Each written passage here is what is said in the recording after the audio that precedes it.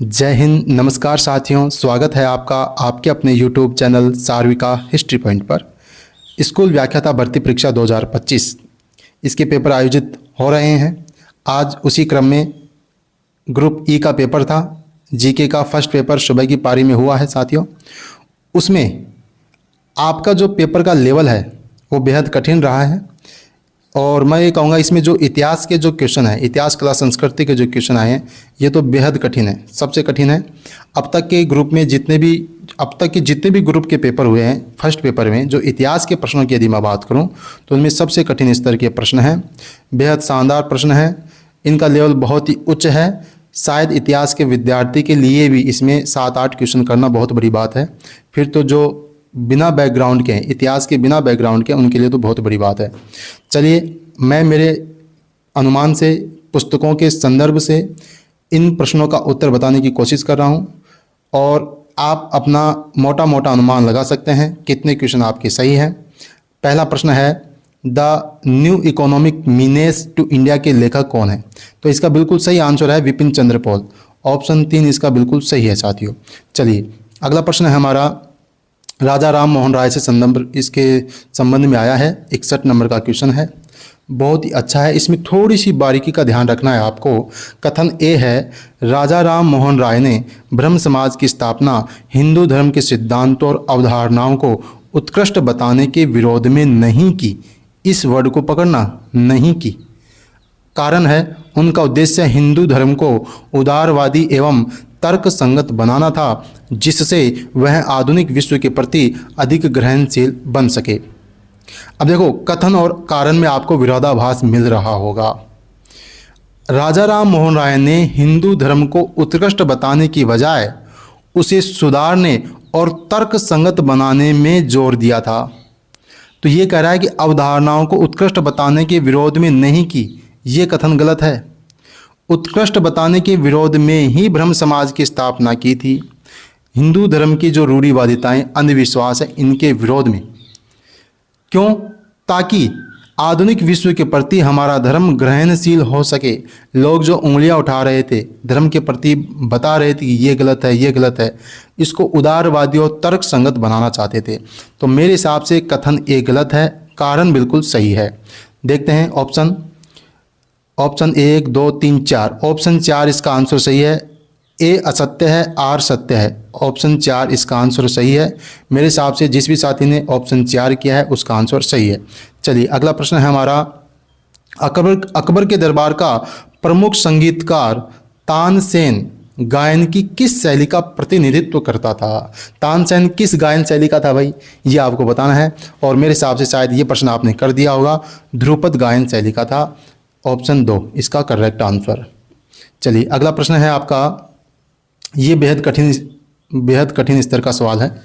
कालीबंगा की अग्नि वेदिकाओं के संबंध में पूछा है और चारों ऑप्शन के बारे में आपको जानकारी होनी चाहिए। बिल्कुल गहराई से पूछा गया प्रश्न है। अग्नि वेदिकाएं पश्चिमी टीले पर हैं, बिल्कुल सही है। वेदिकाएं मिट्टी की ईंटों से बने ऊंचे चबूतरे पर हैं, ये भी सही है। अगला स्टेटमेंट है, प्रत्येक अग्निवेदिका त्रिभुजाकार अग्निकुंड है। यानी कि प्रत्येक अग्निवेदिका में त्रिभुजाकार है, नहीं, त्रिभुजाकार नहीं है, आयताकार है। ये स्टेटमेंट गलत है। अगला है, अग्निवेदिका के पास बना हुआ कुआं यहाँ धार्मिक अनुष्ठान होने के संकेत देता है, बिल्कुल सही है। तो इसका आंसर होगा ऑप्शन 3। ये स्टेटमेंट यहाँ पे गलत है साथियों, और यही आपसे पूछा है कि कौन सा सही नहीं है, तो इसका आंसर होगा ऑप्शन 3। चलिए, अगला प्रश्न है हमारा, अर्णोराज के द्वारा, देखिए अजमेर के चौहान जब हम पढ़ते हैं तो उसमें अर्णोराज आता है। उसने मालवा के किस परमार शासक को परास्त कर ऊपर माल का क्षेत्र अपने राज्य में मिलाया? तो लगभग हर गाइड में मिल जाएगा, नोट्स में तो नहीं मिलेगा, लेकिन हर गाइड में आपको ये लिखा हुआ मिल जाएगा कि अर्णोराज ने मालवा के नरवर्मन को हराया। और आगे ये लाइन इसमें जोड़ दी ताकि कंफ्यूज हो जाए बच्चे। देखिए, इसका आंसर होगा ऑप्शन 1 नरवर्मा। जिस भी साथी ने नरवर्मा किया है उसका आंसर बिल्कुल सही है।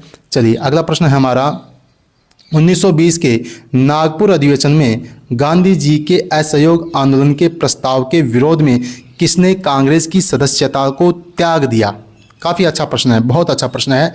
और इसका आंसर होना चाहिए बिपिन चंद्र पॉल और एनी बेसेंट। इसका आंसर होगा बिपिन चंद्र पॉल और एनी बेसेंट। जी हाँ, इन्होंने कांग्रेस की सदस्यता से इस्तीफा दे दिया था। चलिए अगला प्रश्न है हमारा, रावत केसरी सिंह 1857 की क्रांति के दौरान किस स्थान के ठिकानेदार थे? एकमात्र ये प्रश्न है जिसे इस प्रश्न के लेवल के हिसाब से इजी बोल सकते हैं। प्रश्न इजी नहीं है, अब तक के इतिहास के जितने भी प्रश्न हैं उनमें, इस पेपर में इतिहास के जो भी प्रश्न आए उनमें सबसे इजी प्रश्न ये है। तो आप स्तर लगा सकते हैं पेपर का स्तर कैसा है। देखिए हम जानते हैं कोठरिया के जोत सिंह थे और सलम्बर के रावत केसरी सिंह थे। ऑप्शन दे इसका करेक्ट आंसर होगा ऑप्शन 2। जिस भी साथी ने सलम्बर किया है वो बिल्कुल सही है। चलिए अगला प्रश्न है हमारा, निम्न में से किसने अजमेर में सविनय अवज्ञा आंदोलन के कार्यक्रमों में सक्रिय भागीदारी की? अब इस प्रश्न का उत्तर मैं बता दूं साथियों आपको, आप इतिहास की किसी भी गाइड को उठाना, जो भी अभी राजस्थान में चल रही हैं बढ़िया बढ़िया गाइड है, कहीं पर भी इसका बिल्कुल सही आंसर आपको नहीं मिलेगा। मैंने एक पुस्तक उठाई है जो मेरे पास है, वह है राष्ट्रपिता महात्मा गांधी और राजपुताना, राजस्थान हिंदी ग्रंथ अकादमी की पुस्तक चलती है। इस पुस्तक को मैंने इस आंसर को ढूंढने के लिए इस पुस्तक की मदद ली है, जिसका नाम है राष्ट्रपिता और राजपुताना। डॉक्टर धर्मेंद्र भटनागर की पुस्तक है, राजस्थान हिंदी ग्रंथ अकादमी की है। उस पुस्तक में देखने के बाद में मैं इस प्रश्न के आंसर तक पहुंच पाया हूं, जिसमें इसका सही आंसर होगा 2 व्यक्ति, एक तो गोकुल राव असावा और एक हैं आपके कृष्ण गोपाल गर्ग। इन दोनों का इसमें योगदान था। इस पुस्तक में बिल्कुल लिखा हुआ है कि सविनय अवज्ञा आंदोलन में श्री राम नारायण चौधरी, गोकुललाल असावा, कृष्ण गोपाल गर्ग, बालकृष्ण कौल, जमालुद्दीन, श्रीमती कोकिला देवी ने बढ़ चढ़कर हिस्सा लिया था। ठीक है साथियों, बिल्कुल रेफरेंस के साथ बता रहा हूँ, एकदम सही आंसर है। इसका आंसर होगा ए और डी। ए और डी यदि कहीं है तो वो हो जाना चाहिए। इसके अलावा अब देखो, ए और डी कहीं भी ऑप्शन में नहीं है, ए और डी ऑप्शन में नहीं है, ए और डी इसमें है। अब इस हिसाब से ऑप्शन 4 होना चाहिए। देखिए मैंने जिस पुस्तक में देखा है उसमें कृष्ण गोपाल गर्ग और गोकुल लाल असावा मिल रहे हैं। इस हिसाब से इसका आंसर ए और डी होना चाहिए। ए और डी ऑप्शन में है नहीं, तो आप अभी इन चारों के साथ जा सकते हैं। किन के साथ? इन चारों के साथ जा सकते हैं, ऑप्शन 4। हालांकि मुझे ये 2 नाम, कौन से 2 नाम, चंद्रभान शर्मा और मास्टर लक्ष्मी नारायण का नाम मुझे पुस्तक में नहीं मिला, लेकिन मैं तो पहुंचा था ए और डी। ए और डी ऑप्शन में नहीं है। यदि मैं आपकी जगह होता और मुझे पता होता तो मैं इसका आंसर करता option 4, A B C D. ठीक है साथियों, चलिए अगला प्रश्न है हमारा। अगला प्रश्न है साथियों, उस व्यक्ति का नाम बताइए जिसने घायल महाराणा सांगा को खानवा के युद्ध से सुरक्षित बचवा ले आया। महाराणा सांगा को जब खानवा का युद्ध हुआ तो युद्ध भूमि से वापस बचाकर बसवा दौसा में कौन लेकर आया? उस व्यक्ति का नाम बताइए। चंद्रभान चौहान, करमचंद, पृथ्वीराज, असनखा मेवाती। तो इसका आंसर होगा पृथ्वीराज कछवाहा। ऑप्शन 3 इसका बिल्कुल करेक्ट आंसर है, पृथ्वीराज कछवाहा। चलिए अगला प्रश्न है हमारा, निम्नलिखित में से किस किले में केवल एक ही मार्ग से प्रवेश किया जा सकता है? अब देखो कितना डिफिकल्ट प्रश्न है। किले में भी ये पूछ लिया है कि ऐसा किला बताओ जिसमें केवल एक ही रास्ता है, एक ही द्वार है। तो इसका आंसर होगा ऑप्शन 1 कुंभलगढ़ किला। कौन सा होगा? कुंभलगढ़ किला। चलिए अगला प्रश्न है, Hindustan socialist Republican association HSRA, इसकी स्थापना कहाँ हुई थी? तो ये लगता है कि शायद ये तो आपको नोट्स में करवाया भी होगा किसी न किसी, जहाँ से भी आपने पढ़ा होगा, और जिसने नहीं कराया वो तो बिल्कुल गलत बात है। ये तो आपके सिलेबस में है और इसका आंसर हो जाएगा ऑप्शन ए फिरोज शाह कोटला मैदान दिल्ली। HSRA की स्थापना फिरोज शाह कोटला मैदान दिल्ली में हुई थी। ऑप्शन 1 बिल्कुल सही है। चलिए अगला प्रश्न है हमारा, महिलाओं के वस्त्रों में गिंदड़ नृत्य करने वाले पुरुषों को किस नाम से जाना जाता है? गैरिये, बाजीगर, बाजिया, गणगौर। इसका आंसर होगा ऑप्शन 4 गणगौर। ऑप्शन 4 जिसने भी किया है वो बिल्कुल सही है। अगला प्रश्न है हमारा, 1946 में किसानों की दयनीय स्थिति पर खेड़ा मंगल सिंह का सम्मेलन किस राज्य के प्रजामंडल ने आयोजित किया? देखिए जो खेड़ा मंगल सिंह का सम्मेलन है ये अलवर, किसने? अलवर। ऑप्शन 3 इसका करेक्ट आंसर होगा। जिस भी साथी ने अलवर किया है वो बिल्कुल निश्चिंत रहे। अगला प्रश्न है हमारा, अलवर के राजा बलवंत सिंह के समय दुर्गा सप्तशती का चित्रण किस चित्रकार ने किया? मैं कह रहा हूँ कि बेहद ही कठिन स्तर के प्रश्न आए हैं, पूछे गए हैं, और केवल जीके, सामान्य जीके के प्रश्न पत्र में ऐसे प्रश्न आना बहुत बड़ी बात है, और शायद इतिहास वाले बच्चों के लिए ही ये प्रश्न असंभव है। तो जो बिना बैकग्राउंड के हैं उनके लिए तो बहुत डिफिकल्ट है। इसका आंसर होगा साथियों छोटे लाल एवं शालिग्राम। ऑप्शन 1 इसका करेक्ट आंसर है, छोटे लाल एवं शालिग्राम। चलिए अगला प्रश्न है हमारा, ये रीजनिंग का क्वेश्चन आ गया और ये लास्ट प्रश्न है इतिहास कला संस्कृति से।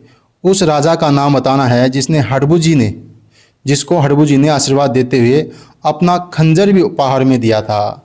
इसमें तो आप खुद, अगर आपको पता भी है, नहीं भी पढ़ा तो आपको पता है कि हड़बू जी के समकालीन राव जोधा हैं, तो इसका आंसर हो जाएगा राव जोधा। और वैसे भी हड़बू जी ने आशीर्वाद देते हुए अपना खंजर भी दिया था, तो इसका करेक्ट आंसर राव जोधा ही है। तो ये थे इतिहास और कला संस्कृति के प्रश्न, बेहद कठिन स्तर के प्रश्न थे। जो भी साथी क्वालिफाई हो रहा है उसको बधाई, और जो नहीं हो रहा है उन्हें आत्मचिंतन का समय है कि आपने किस रेफरेंस बुक से पढ़ाई की है या कोचिंग के नोट से की है। तो अपनी सामग्री पर थोड़ा चिंतन करने की आवश्यकता है।